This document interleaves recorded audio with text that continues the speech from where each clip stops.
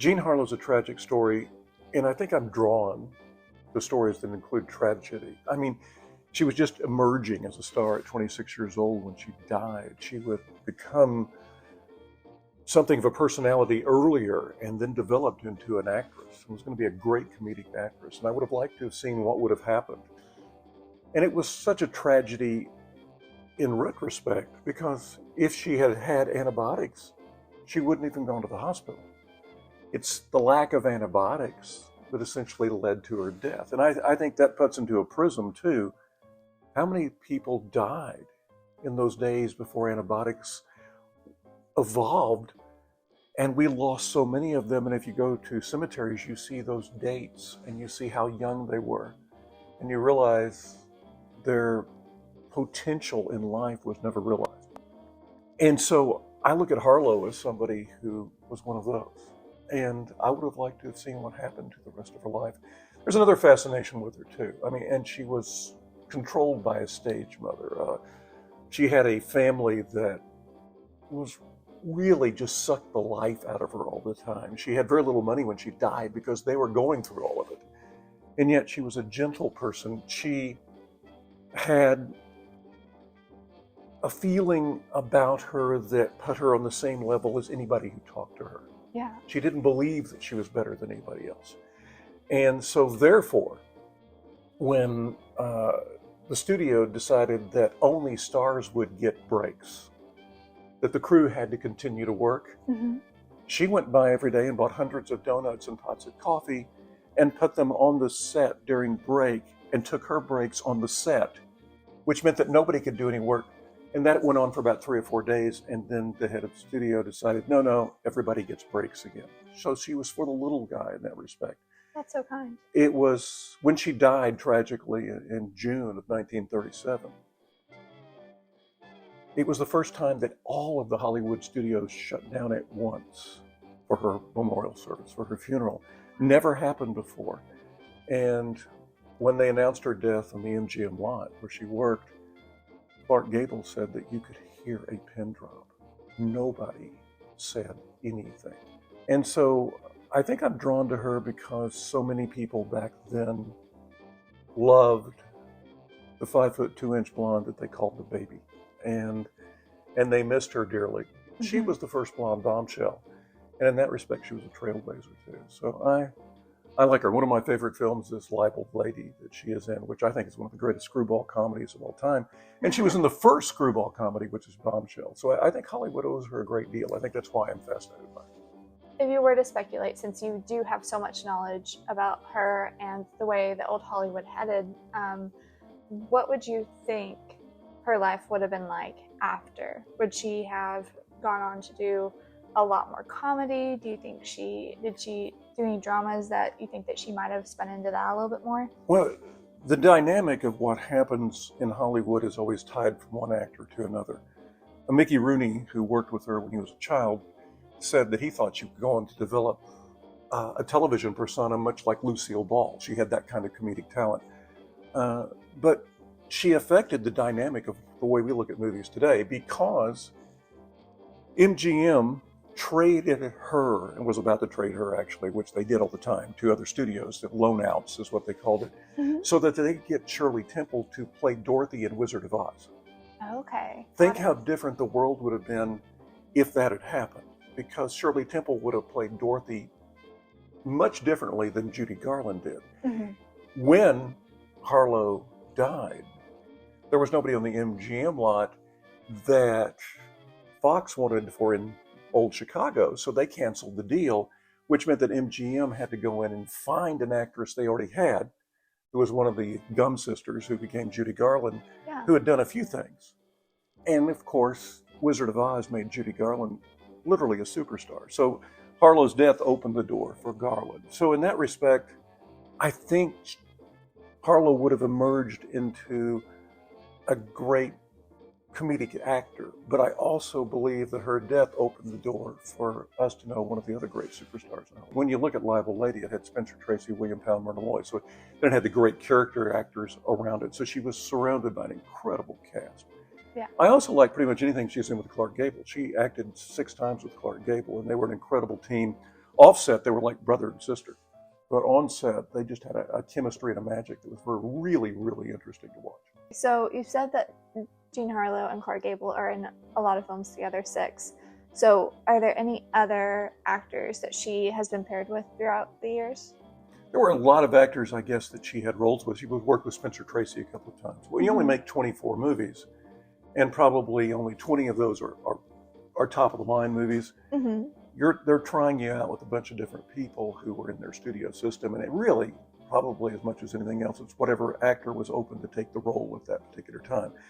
It was 34, 35 before she got to the point where she was a big enough star that they started specifically writing films for her. And Redheaded Woman probably made her a star. It was written by Anita Loos, who wrote Gentlemen Prefer Blondes, which is still being done and redone today. Loos was an amazing writer of both novels and film. A breakout woman of her own, as a matter of fact, in that time. And Loos, by the way, made Harlow look tall. She was probably 4'8", 4'9". I mean, she was such a short, diminutive woman, but a fashion trendsetter at the time as well. So when you look at the roles that Harlow had, by and large, they were just starting to develop full roles for her about the time she died. It's ironic that the last scene that Harlow filmed was with Gable, and after that she met with a doctor because she wasn't feeling well in the movie, and she collapsed right after that and died 5 or 6 days later. Oh my goodness. So her last film is actually dealing with a physician when she wasn't well. If you watch the film, you can see that she's dying of urine poisoning because she's puffy. She doesn't look like Harlow in many ways, still beautiful, but a different looking thing. So watching it, and I have problems watching it because it's kind of morbid. You're watching somebody die. Yeah. But it's also fascinating the way that Hollywood saved her last performance, and it became one of the big blockbusters of 1937. So what was her upbringing like? You said that she had a bit of a tumultuous past. Domineering mother who wanted to be a star, who just kind of forced her daughter into stardom. Married as a teenager to get rid of mom, and that didn't work. And got divorced right after that.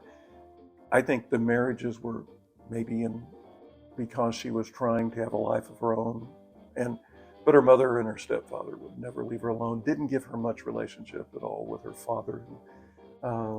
She grew up in Kansas City until the divorce, and then moved to Hollywood with her mother. Her mother really, really wanted to be a star. And then after she died, her mother spent the rest of her life basically living off the aura of who her daughter was. And that sounds sad, but realistically, Ginger Rogers had a stage mother who went with her on every one of her honeymoons, all 5 of the marriages.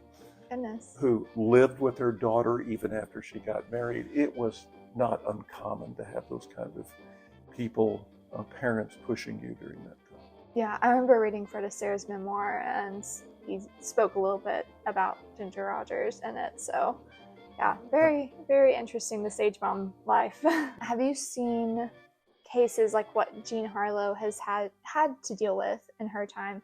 Do you think that those are still prevalent now, or do you think that people have raised enough awareness about it that it's not as bad as it was?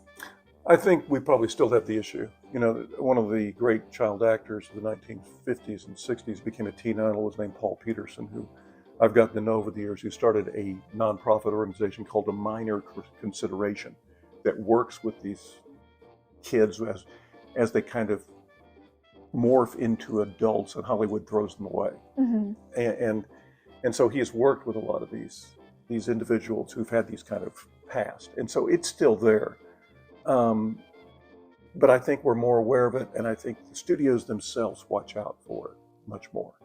I mean, you look back to the way the studios exploited the children back in the 30s and 40s, and exploited their actors and actresses was not much different than the way the mothers did it, and in some way more horrific. I mean, they're the studios got Judy Garland hooked on drugs, which eventually killed her. The doctors were there to prescribe meds all the time to get people ready for scenes. The system, for all of its strong points, and there's a lot of to praise the Hollywood system for, because it developed these incredible actors. But the studios themselves were in many ways, they gave us great films, but they did it at a pretty steep price. And the exploitation of individuals back then was probably much greater than it is today. You know, Yvonne Craig, who was played Batgirl, among other things, on television, was in 2 Elvis movies, was in a Star Trek, so she was really well known. She told me one time that there are various stages of Hollywood actresses. Mm-hmm. They're the stage that, I don't know who that girl is, but get her, I want her in my next part. Yeah. Then she said, then you become somebody, you become Yvonne Craig. Mm-hmm. And she said, get me Yvonne Craig. And then you age a little bit, and she said, get me somebody who looked like Yvonne Craig 20 years ago. Goodness. And then she said, the last stage is, you know, I've got this really nice home I want to show you because you move into real estate. Yeah. And so it said, when you move into real estate, she said, then you met people, and people said always, didn't you used to be Yvonne Craig? So those elements of stardom really do hit both men and women real strong in Hollywood, because very few acts sustain for very long.